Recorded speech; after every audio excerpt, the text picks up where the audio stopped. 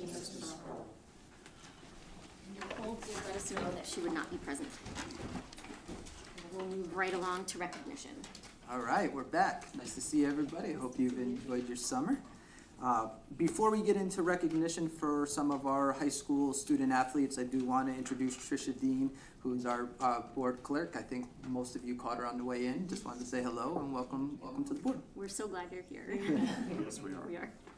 All right, now I have the pleasure of recognizing some all-state student athletes. The spring season kind of ends at a tough time for us to appropriately recognize these student athletes, but I have the pleasure of acknowledging 3 of them that are present tonight, and 1 that will be going to college tomorrow, unfortunately won't be able to make tonight's meeting. So I'll start with Emily Torres. So Emily's write-up is provided by Coach Ron Vigu, and her accomplishments for this season were 2026 All-State selection in softball Class S as an infielder, and she is a 2-time member of the ECC All-Conference Division IV team as an infielder. So Coach says, after 2 years in the Lyman Memorial High School softball program, Emily has excelled in every aspect of the game. In the field, she's been a solid presence at shortstop, making routine plays look easy and spectacular plays look routine. When she gets in the circle to pitch, she handles herself like a veteran. She's uplifting and supportive to her teammates, as well as stoic in her demeanor on the mound. At the plate, Emily bats leadoff for us, setting the tone for the game in a positive way. This season, Emily batted .440, going 37 for 84, with 4 doubles and a triple. She led the team with runs scored while striking out only 4 times. Defensively, Emily led the team with 46 assists. In the circle, she had a 5-1 record with 2 saves and struck out 62 batters. For Emily's career, she's already amassed 85 career hits. 100 hits for a 4-year career is considered a great accomplishment. She's on pace to break the school record of 145 hits. No pressure, Emily. Great things are in store for Emily as she continues to develop her skills over the next couple of years. A great teammate who leads by example at a young age. We're all proud of you. Congratulations, Emily.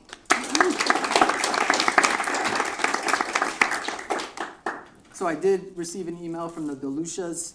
Hazel DeLucia is a name that we're pretty familiar with. Over her 4 years, she's created and left a great legacy as part of our cross-country and track and field teams.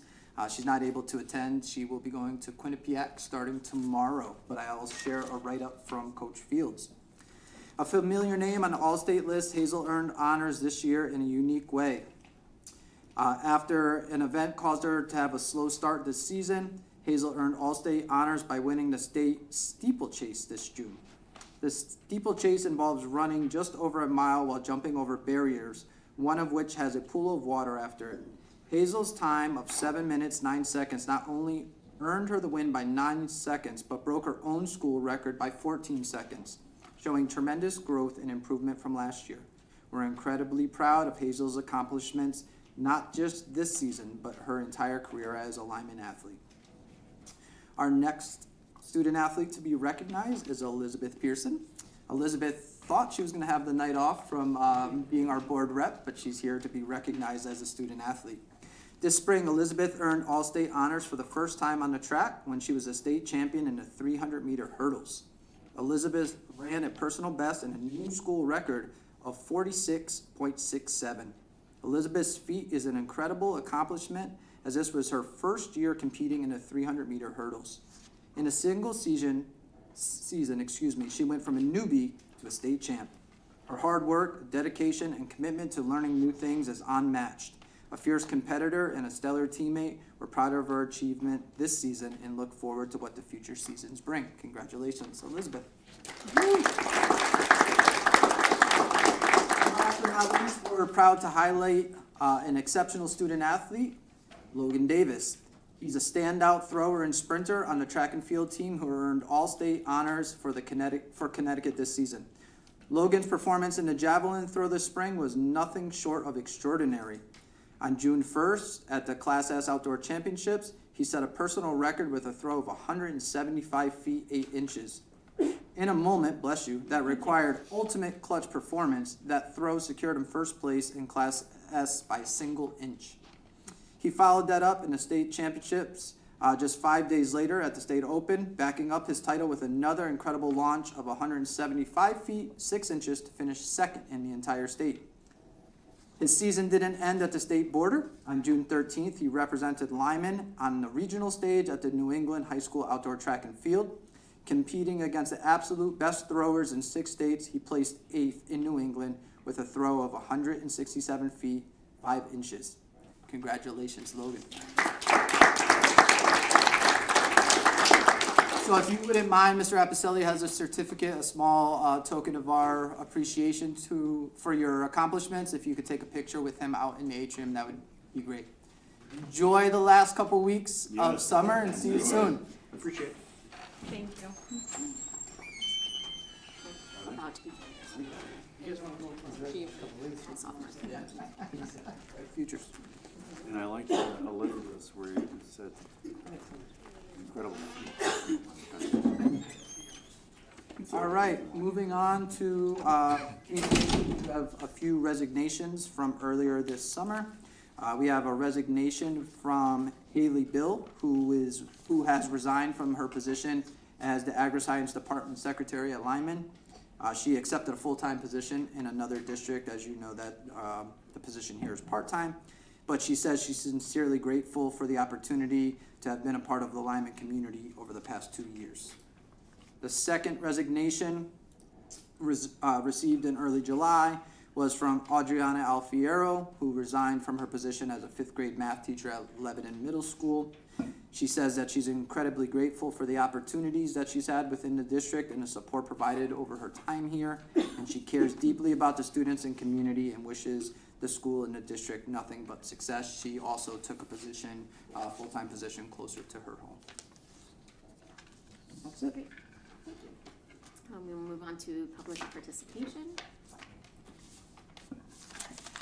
As you know, so I'm not even going to read the paragraphs. We'll move on to the consent agenda. Make a motion that we accept the consent agenda as presented. Motion by Brian, seconded by Danelle. Is there any discussion? Yes. The, it says finance subcommittee meeting. It is, I believe it's facilities. It's on page, I don't know, it's on page number.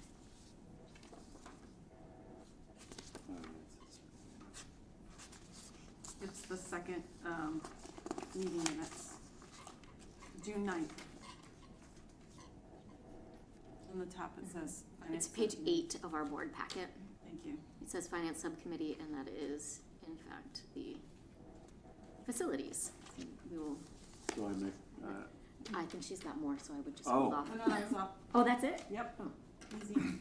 Before we move on to that, are there any other requests for edits? We do have some at our table as well.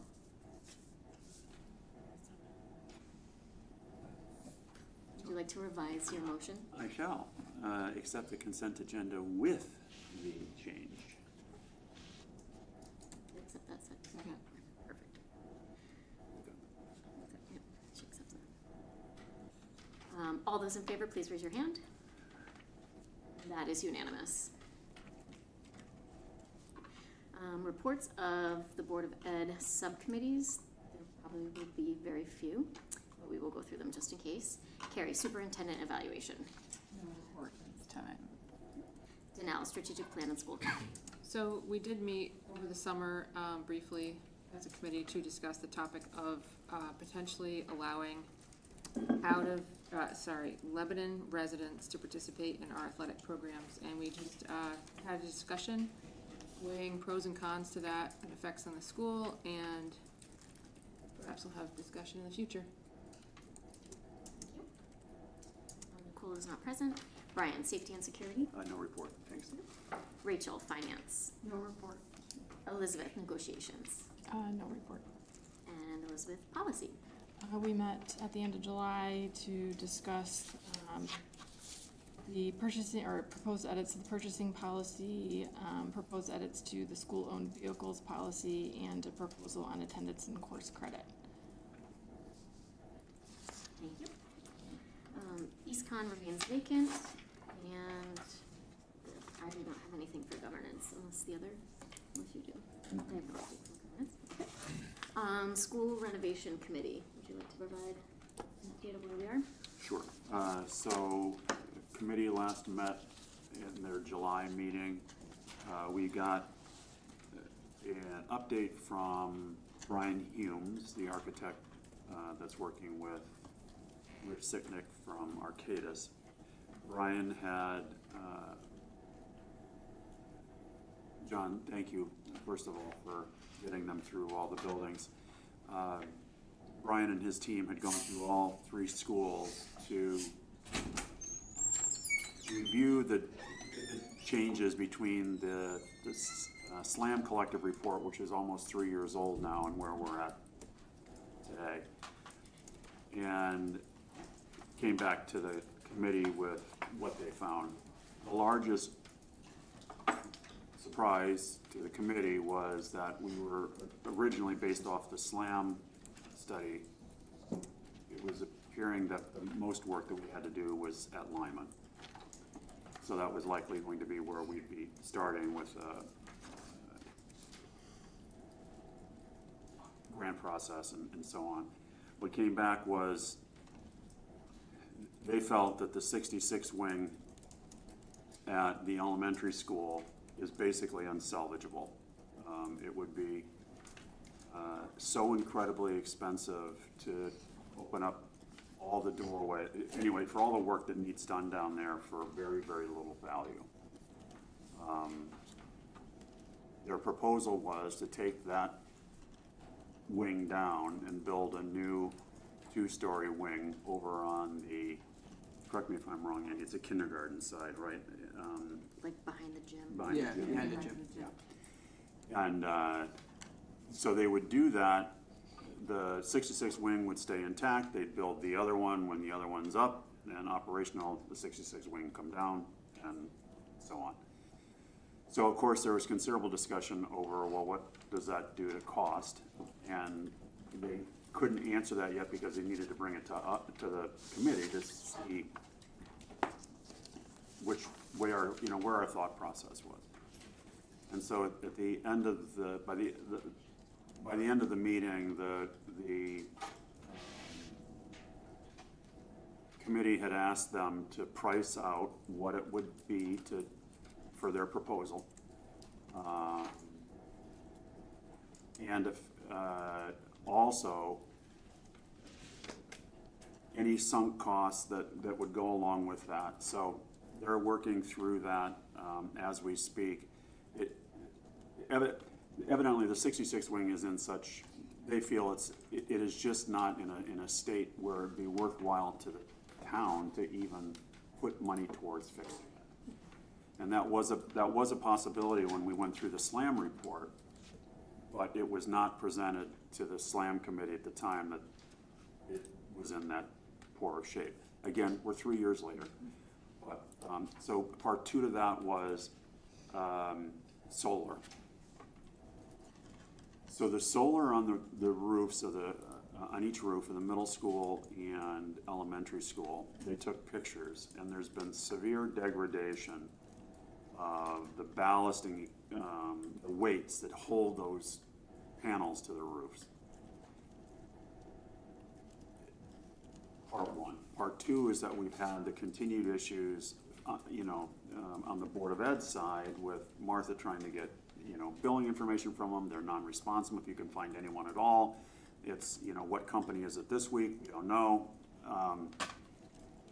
So a couple of issues there. So solar is a huge issue for the committee because we've got to get that squared away. Based on the contract, we'd have to pay to have them taken off. We pay to have any loss of generation during the time that they're off, and then we have to pay to put them back on. So we discussed re-engaging with Shipman and Goodwin, attorneys there that specialize in that. And so we met with the attorney today briefly, And the long and the short of it was, he requested that Andy send him all the contract information. Rich Sitnick was gonna send him the pictures and any other data that we had along with it. And we're gonna, and he's gonna start looking at our options there. But just for illumination, solar is all over the 66 wing, of course, so we would have to certainly do something with that. So it was, it appears that, based off of the owner's rep and the architect, that we would likely be still cheaper to tear down and rebuild than it would be to try to do anything productive with that 66 wing, but time will tell. We canceled the August meeting, which would have been for next week, because they still needed time to get through the process and price it and bring options together for the committee to review at the September meeting. Sorry, that was a little long. That's okay. There's a lot going on right now. Dunno. So when you say it's unsalvageable, do they think that is due to the time that's already gone by? Like you keep saying 3 years. I should probably not say unsalvageable. They think it would be, the equipment, everything in there is so old, and to update it in order to get it to current standards, ADA compliance, all the things that need to be done for it. There'd be so much money invested in an area that's already 60+ years old. So, It's not cost effective. Yeah, because if, once you add on also having to move the students and teachers out of that wing, then we'd have to pay bring them for to somewhere modular else, and- either middle school, high school. We'd have to, so we asked them to put together all of those sunk costs for us, because that's important too. So along with that question, I guess, is for the current school year coming up, safety concerns. Is it a safety concern to have kids in there, or is it more like a code grandfathered in, you know? It's once you end up touching it, so they know they've got a series of incredible upgrades and stuff that needs to be done, doorways, width, wide, and all that other stuff. It's not that it's we asked that question. He said, no, that's not the issue. The issue is, since we're doing these renovations and upgrades, once you touch it, now we've got to bring it. So. All the doors in the hall, in that wing, all the doors are recessed. Is it basically impossible to make them ADA compliant, like tearing the walls down? Ceilings, HVAC, it's all just Windows. windows, so. Bathroom.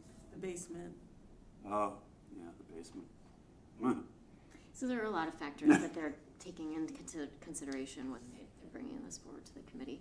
They also mentioned if that's the route that is chosen, then they'll be able to reimagine the drop-off and pickup area, which is a safety concern right now.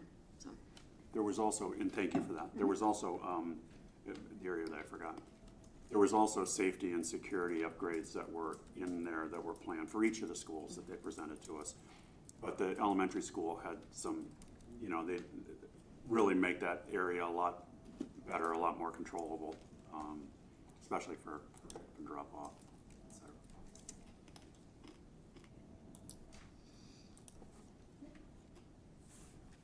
all right, thank you for that. Thank you. Report of the superintendent. All right, so as I welcome you all back, we did the same for our students and staff through our back-to-school communications. As we have historically done, they go out that first week in August. Principals send their letter along with, important information to families. Similarly, we send things to our staff so that they can feel prepared to return. We'll continue with communications on important details right up to the start of school. I put out my August superintendent update. I also put it into the town newspaper. All our social media accounts have been active and updated with important information to help families and students feel prepared to come back. So in terms of getting the word out, I think we've done a really nice job, and now it's just kind of waiting with anticipation for our students and staff to come back.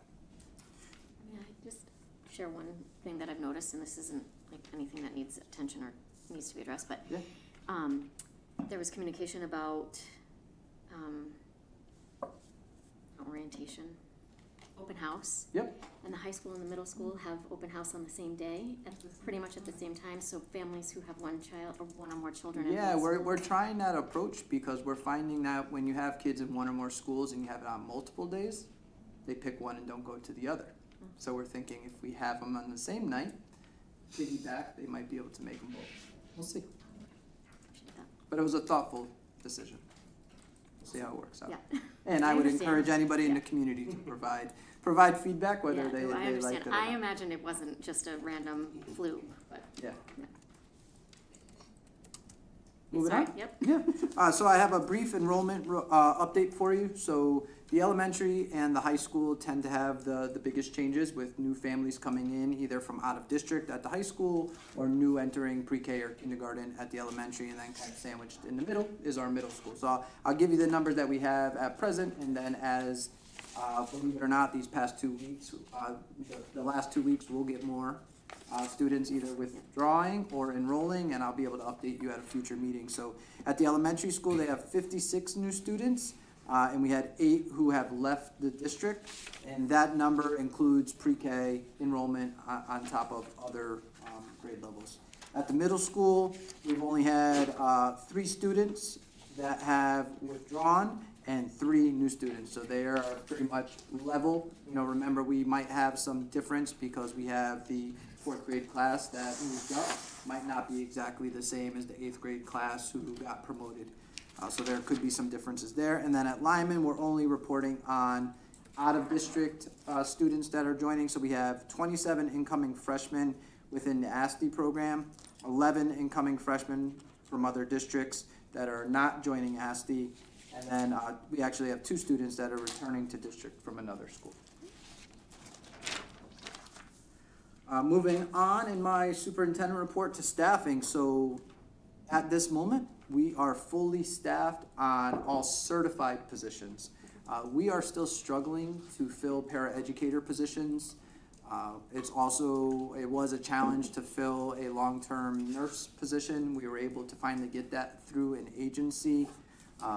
But considering the positions that we had to fill with resignations and retirements, I'm feeling pretty good about where we stand, and we'll continue to try to find creative ways to get paraeducators in. We've tried to address the ways that we're posting, looking to some different platforms, and we'll be talking a little bit later today about some of like the sub rates, and maybe we can sneak somebody in through that avenue, and then maybe they'd be interested in a full-time role. Also, at the beginning of the year. Quick question Sorry. about the nurse agency. Is that position closed, or are we leaving it Yes. open for the? Now, so when you lock in with those agencies, they need the agreement to be a certain time period. They don't agree to do like a day by day. And that's just a long-term sub position, yeah. it's not for the whole year. Yep, just long term. Yep. And all I was gonna say, just buttoning up staffing is, at the beginning of the school year, I do invite new staff to come to our September BOE meeting. It's a very busy time, not always do they show up, but I'll be able to highlight the staff names and positions at that point if they choose to come. A reminder to the board, we have our building walkthrough for our end of summer walkthrough on August 24th. That's at 4 p.m. I know that that's kind of through our facilities subcommittee, but you're all welcome to attend. I know that we've even had community members in the past join us, so that's kind of an open invitation for that as well. Would you mind sending an email to the Board of Finance? I can do that again. Yep. Inviting, thank you so much. And yeah, sorry. Where do they meet for the walkthrough? So we typically start our walkthroughs at Lyman, but I can clarify that as well in a update.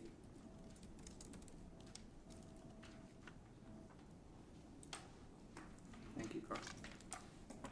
And the last thing I have in the report of the superintendent, so there was a couple legislatively required reports, and I chose to share them both with you tonight. I did put at your place setting, and I'm sorry for the small font. It looked great on my computer, but it printed out pretty small. But this is just a report that highlights different community organizations and entities that support our students and our families. So we have organizations that support our youngest learners and families at the elementary school and then up into the high school. For example, we have a partnership with the Eastern Workforce Investment Bureau that's kind of supporting our manufacturing pipeline and our welding pathway. We've also partnered with CIRAC, which has provided grant support with our anti-vaping efforts. So the supports are dependent on age and appropriate to the developmental readiness of the learners and families. But those are outlined for you there. I just had to make you aware of those partnerships. So nothing too detailed, nothing new, just a different way of sharing that information with you.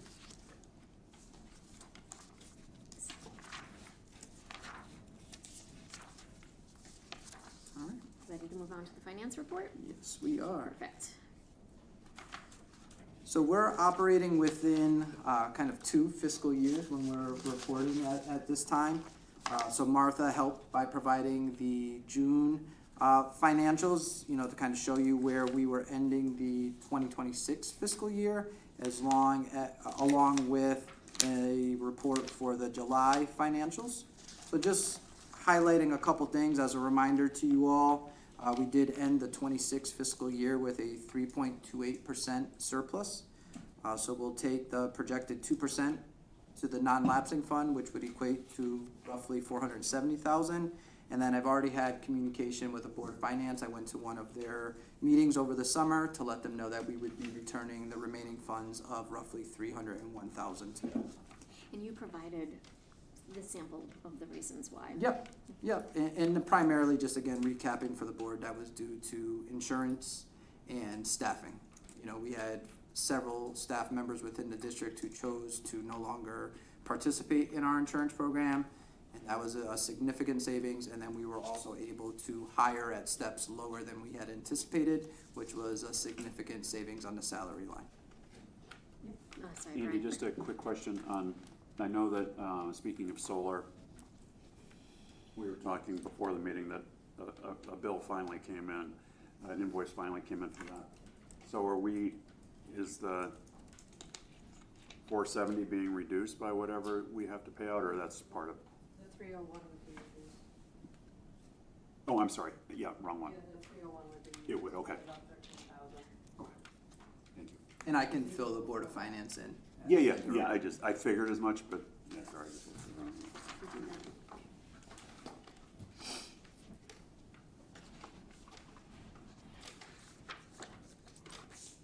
And then just looking at some of the other reports that are helping close out 2026, no changes to the non-lapsing. If you looked into the facilities tracking list, you'll see that tennis court repairs are there. That is an invoice that was paid a little bit late from the April work that was done. And if you remember, that was the deep surface cleaning that we did there. We had Hinding come out and the cracks were not substantial enough in their opinion to work to address those, but they said that a lot of our issues were due to the surface not being cleaned appropriately, so we were able to do that. And as a reminder to the board, in future years, the tennis court repairs is in operating, not capital. No update really on the technology or the athletics. And then July, we are in the very early stages, so there's not too much to update you on. And the last thing I have in the finance report is one of those other legislatively required reports. So pursuant to Public Act 25-93, the local and regional boards of education are required to submit a non-lapsing account report to the Connecticut State Department of Education no later than August 21st. I've already done that, received confirmation.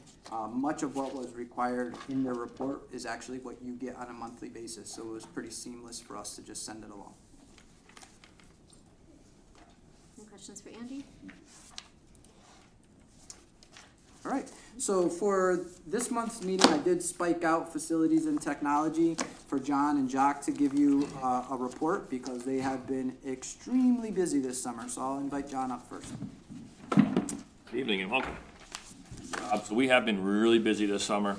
A lot of stuff going on. I'm just going to kind of touch on some of the big things that we've been working on. As most of you probably saw, the crack filling and seal coating is just about complete in the parking lots. We did hit a little snag here at Lyman with the track resurfacing. You know, we were hoping the crack sealing would be done prior to that work, you know, prior to the track. It didn't work out that way with weather and other delays. So we've got that small little section kind of as you pull in, both next to the soccer field and the main driveway.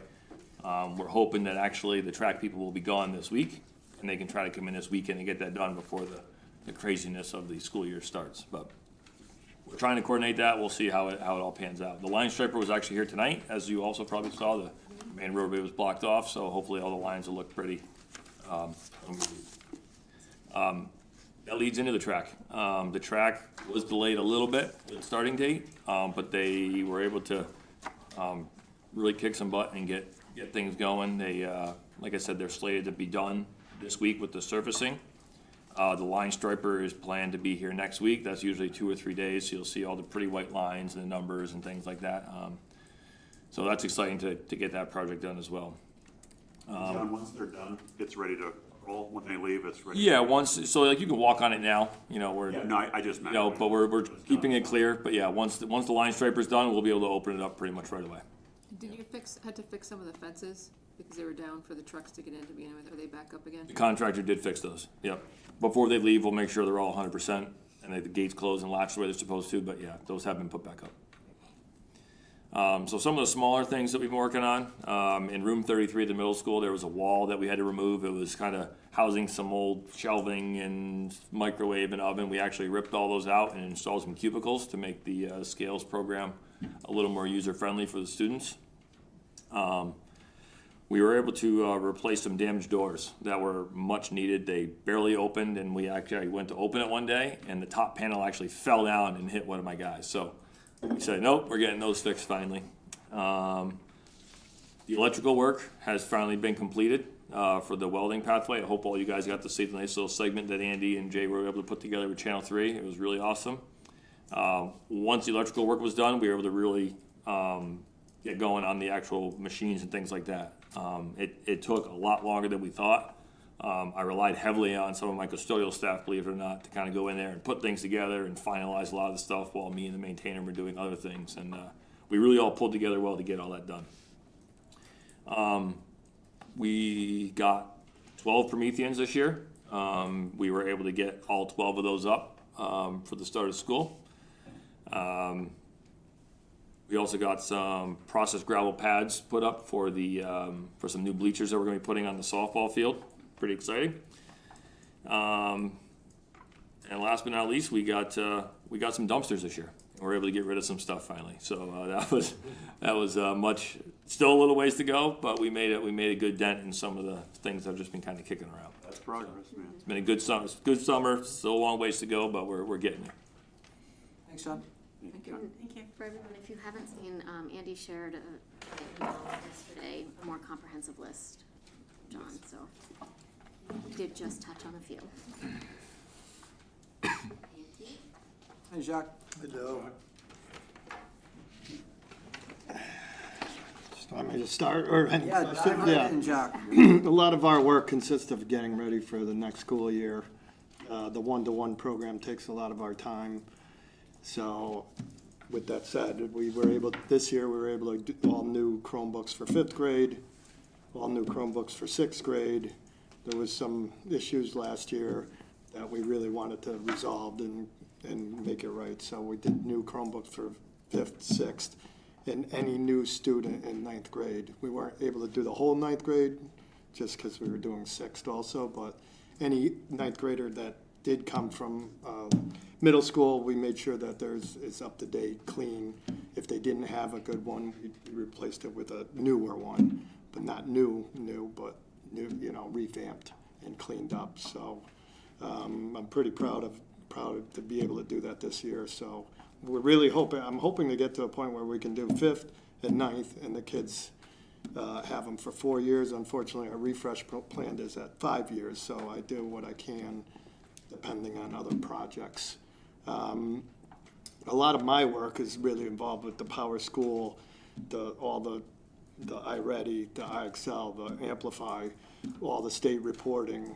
There's probably 6 state reports. I don't want to bore you with all of them, but getting all those done, then the rollover for Power School, and then making sure all the classes are ready for Power School and all the new students are in for Power School. So when Andy says we added 3 new students, I know, because I have to see those new students go in and get, I don't do the scheduling, but I help out with the scheduling, especially, you know, for the elementary school, which works a little different.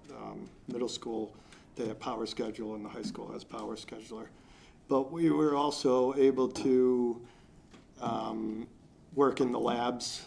We got 5 new iMacs for the lab downstairs here at the high school. So all those will be updated to newer iMacs. We got the 20, I think it was at least 6, 7 years ago. So they were starting to get to their end of life. So now we have 25 new ones in there. So that should bring those classes at the high school to advantage of having new machines there. We also did, John mentioned the Prometheans. I was able to get it, they were doing a deal, buy 5, get 1 free. That's why it's 12. We did 5 and 5 and did the 12 there. We also upgraded, and I'm just going over the big things, upgraded most of the admin with newer laptops. We also added a couple laptops at the elementary school for the couple positions that were either switched or added. I don't know if they were added or, you know, the teachers moved positions. We really like to have all our special ed teachers with laptops, and, you know, we like them to have a good laptop so they can do the work, move around the school, and be able to work in any environment where the teachers have their room. Special ed may be moving around. And of course, we still, which is great, we're still doing the IA. We're giving the IAs a Chromebook, and that's worked great for that ever since we started doing that. If it's not new, it's one that we've refurbished, and we do try to refurbish all our ones that are still being updated. Like the John K. has a loaner cart, and we took a lot of the 8th graders that left, or the high school, the seniors that graduated, and we take those and upgrade John's lab.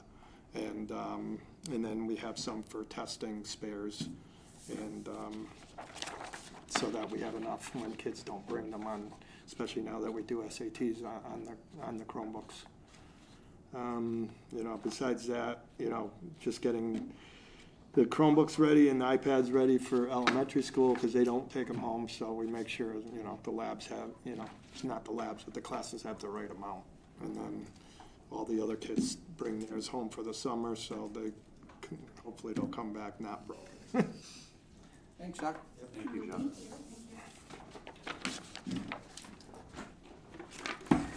New business, we have 2 first reads, one that starts on page 37 and the other on page 42. Those will be up for second read next month. Action items, act on letters of resignation. Is there a motion? Make a motion that we accept the letters of resignation. Motion by Brian, is there a second? Second. Second by Danelle. All those in favor, please raise your hand. That is unanimous. Okay. Next, act on the 2025-2026 Leader and Educator, there we go, Evaluation and Support Plan. Is there a motion? I need a motion in order to talk about it.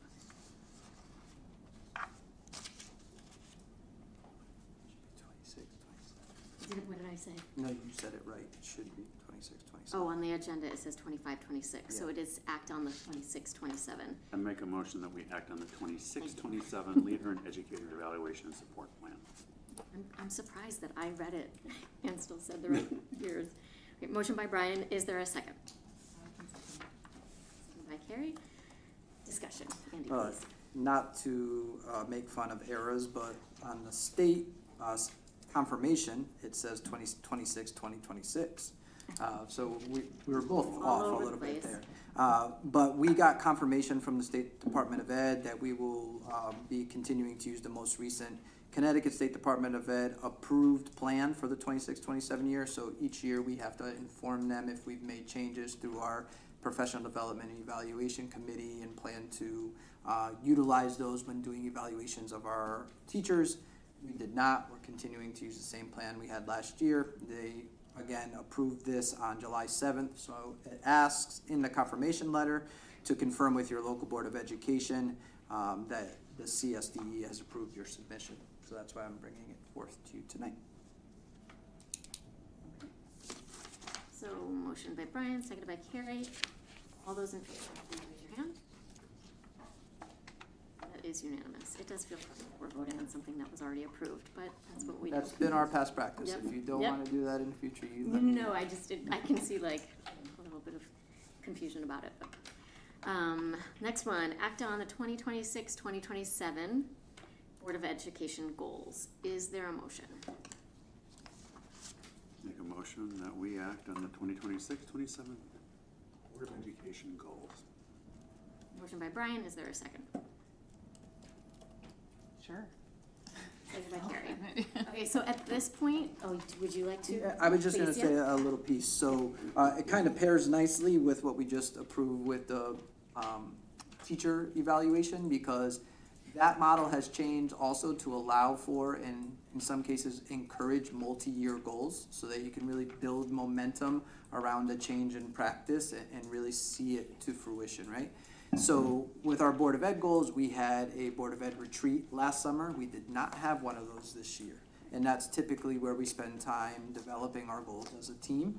I had made a recommendation to Dawn for her consideration that we follow that similar logic, that we have some new team members and we've built some good momentum around the Board of Ed goals that we had in place last year. I thought it'd be a good idea to continue them again this year. So the goals that we would be voting on tonight are the same as the 25-26, which are on the bottom of this agenda, on page 6, or my page 6, I'm not sure.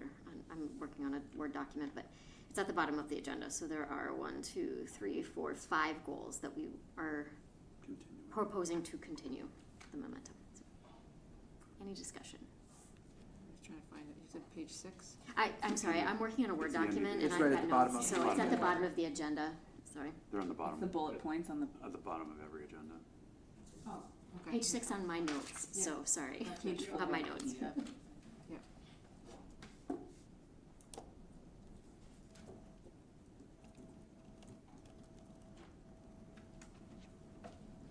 Any discussion? Okay, all those in favor, please raise your hand. That is unanimous. Next, act on substitute wage rates. Is there a motion? I make a motion that we act on the substitute wage rates. Motion by Brian, is there a second? I'll second. And is it to accept the Yes. wage rates? Okay, Well, it says act, but yes. we just need to know what we'd be putting specifically.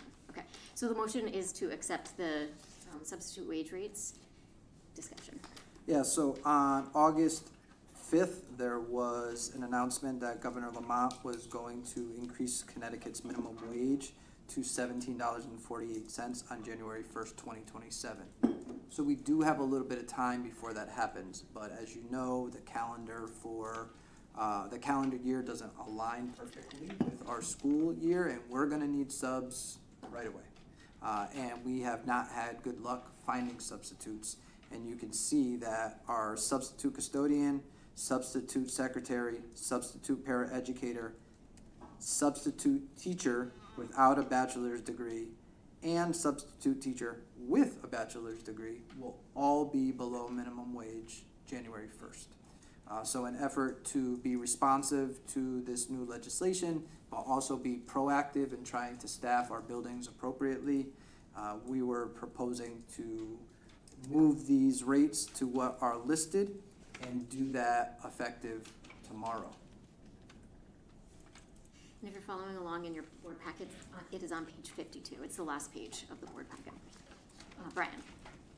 Well, and while I certainly err on the side of fiscally conservative, we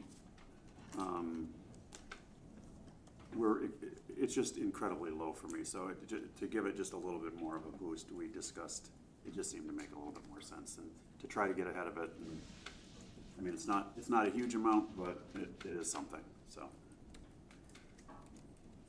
Any other discussion? With it the way it is.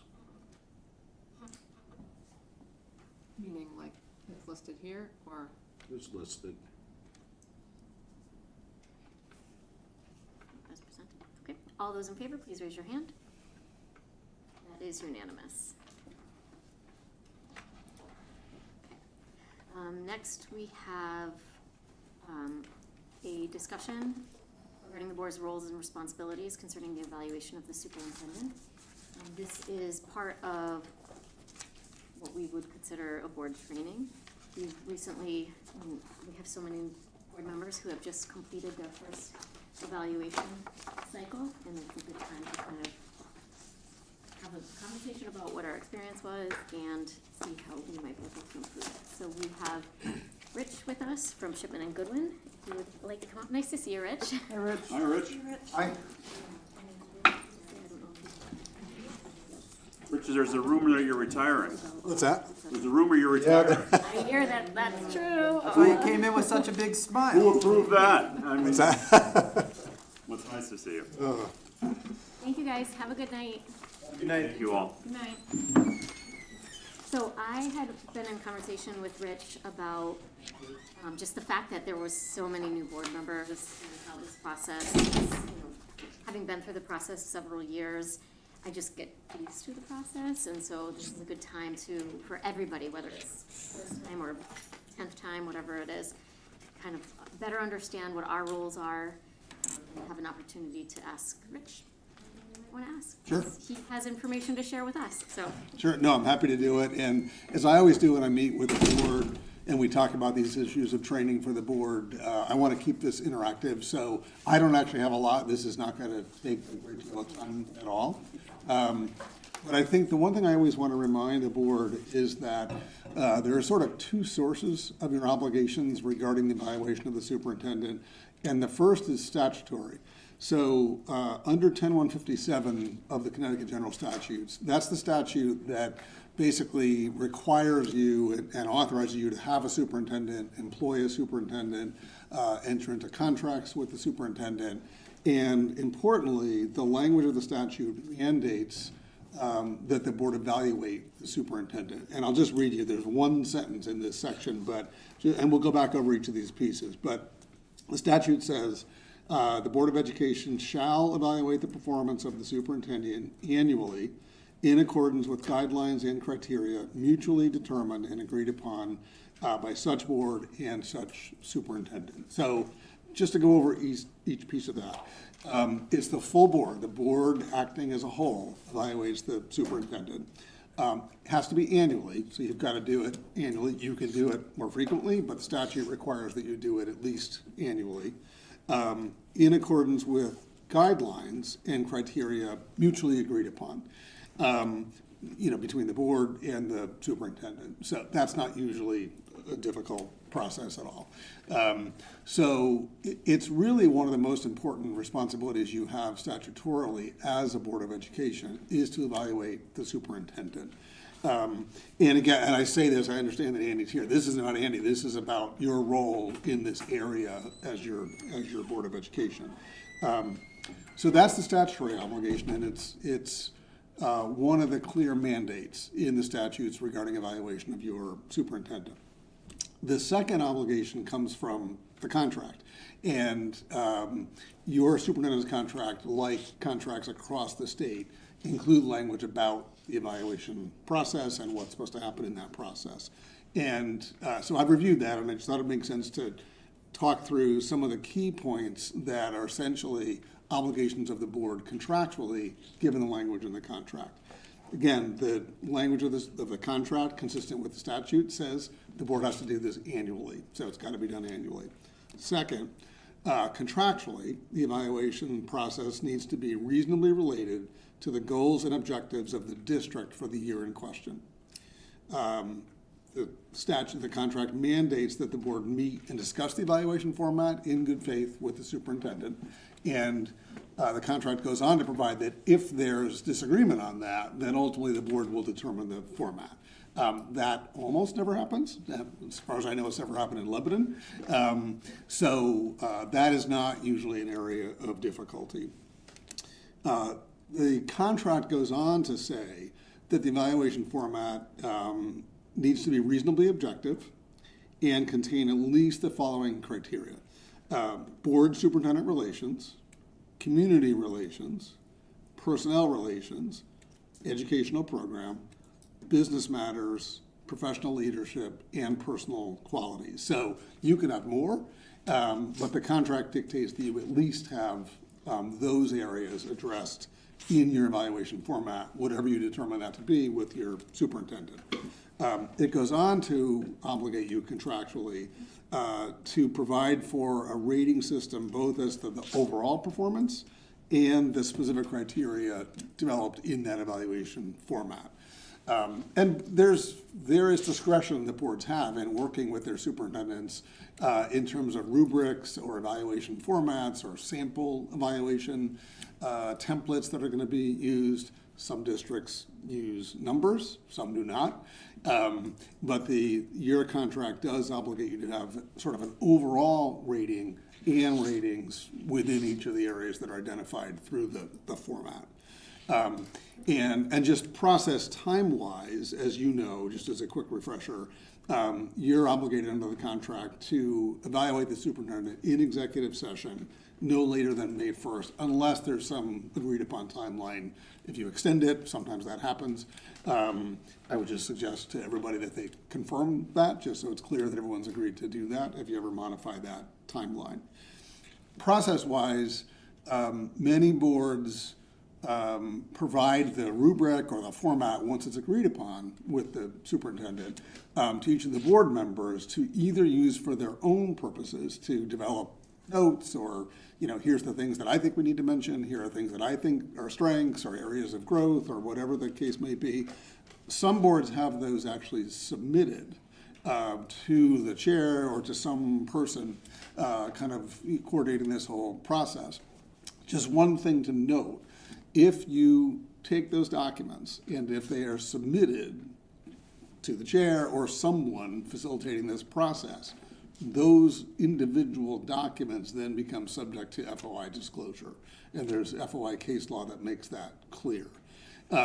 Given that, some boards have dispensed with that and no longer do that, if they ever did do that, because they don't really think it's appropriate for individual rating sheets or comment sheets or rubrics individually filled out by board members to be necessarily disclosed publicly. Because ultimately, remember, it's not individual board members evaluating the superintendent, it's the board cohesively as one whole evaluating the superintendent based on the input from all the board members. So one thing for the board to discuss and think about, again, as you work through future evaluation cycles is, what do we want that process to be? Do we want individual board members to actually submit documents to, again, someone facilitating this process, just knowing that if you do that, those individual documents are then subject to FOI disclosure. So there's no right or wrong answer on this. Some boards say, well, that's fine. We don't care. If the public has a right to see those, then if we get an FOI request, we will turn those over. Some boards have determined we actually don't think that's such a great thing because no individual board member is evaluating the superintendent himself or herself. It's the board cohesively. And there is a fundamental difference FOI-wise. If I come to a board meeting and I've just made notes of things that I want to make sure we say during the evaluation process, or I've even marked up the rubric just for myself, and I never submit that to anybody, but I use it to speak from or to, so I don't forget to say something or just so I can reflect and do it thoughtfully when I have time, outside a board meeting to determine what I think we need to say in the evaluation process. That's very different from turning it into somebody. So for example, if I'm coming to your board meetings tonight, I'm a board member, and I've made some notes on the agenda because I want to make sure that I ask, 3 questions about this topic, and they're on the top of my mind, and I've written them down so that I don't forget to ask them. If I don't turn that in, that is likely my personal document as opposed to a Lebanon Board of Education full public record. So the same principle applies when you're making notes yourself related to the evaluation process or whether you're turning something in. Most boards, at the end of the day, one way or another, prepare some sort of composite document which does reflect the input of all the board members, both in terms of numeric ratings, if there are numeric ratings, and also, comments. Now, that doesn't mean you've got multiple board members. Suppose you've got one topic and everybody has a comment on that. The composite would be somebody would be charged with drafting. Okay, well, how do we take those comments and synthesize them into kind of 1 or 2 or 3 meaningful points that reflect the overall sentiment of the board. And I would just stress that I think it's important for every board member to participate in that evaluation process. It's a critical and, as you saw, a statutory responsibility. And sometimes we get feedback or questions to the effect that, well, the superintendent is a seasoned educator. He is an expert in education. I'm not. I'm a layperson in the community. I'm not. I've never been a teacher, never been an administrator, certainly not a superintendent. You don't need to be. You're not there to be the educational expert. You are there to evaluate the superintendent on these criteria. And for example, I would think that every board member would have some views on topics like board superintendent relations or community relations. And you don't need to be an educator at all. Most board members, by definition, are not going to be educators. Some will have never had children in your school system, doesn't matter. None of that matters when it comes to the responsibility to evaluate the superintendent. We do sometimes hear from board members, well, I don't know how to do that because, how do I evaluate educational leadership in the sense of, is he a super strong educator? That's not really what you're evaluating. You're evaluating these criteria. And by the way, when you develop the criteria, that's when the board should say, all right, well, we should evaluate things that we're competent in evaluating the superintendent in. And even though you're not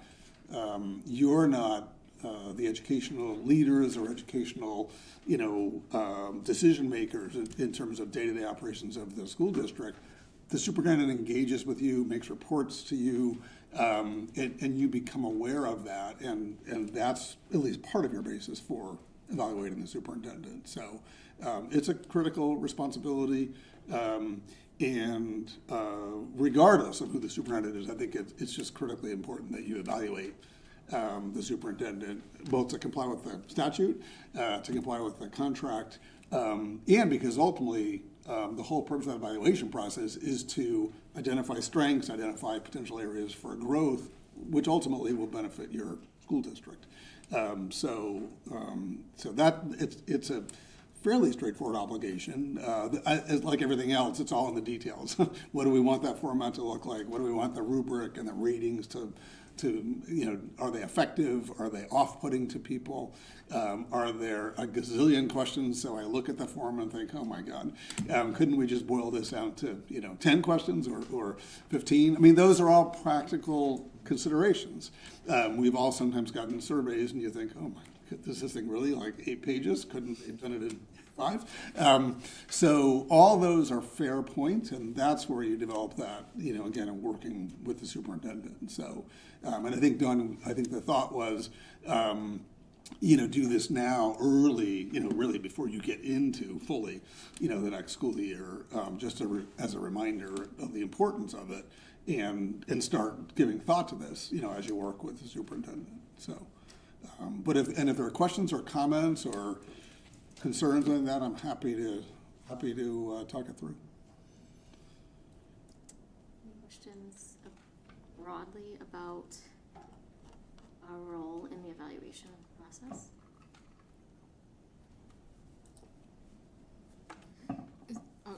Is there a number, so there's 9 people on our board, is there like a minimum that's acceptable for input?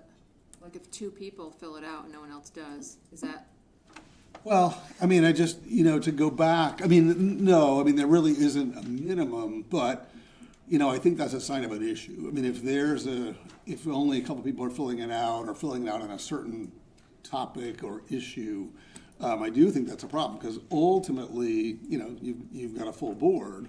Could it be that one board member feels like, well, I don't really, I don't have I haven't had exposure to this topic, so I don't feel comfortable, don't feel like I have a basis to do that. I suppose that could happen, but I think that should be pretty rare.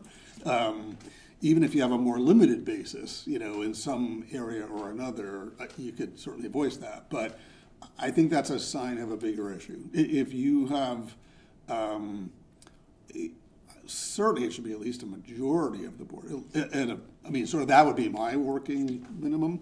And even that, I mean, the goal would be to get every single board member participating in that process or exploring what the obstacles are to that happening. I mean, and that's a Statutory responsibility. What's that? We have a statutory responsibility. We have a statutory responsibility. Yes, collectively, yes. Yeah, so I mean, every board member, as a board member, has an obligation to participate in that process. And it's important. I mean, you all have different perspectives and important perspectives to bring to the table. And you want to make sure that you can work, collaboratively and fully as a board. You might not agree on everything. That's perfectly healthy, as we all know. That's fine, but I think it's important to do that. And also important to the superintendent to know, all right, well, you don't want to have a situation where the superintendent's being evaluated by a minority of the board. That would not be good. I think that's not because you're ultimately not getting a complete assessment of the superintendent's performance. So, if there are issues or challenges or obstacles that you're facing in achieving that, then I think it's worth a pause to figure that out.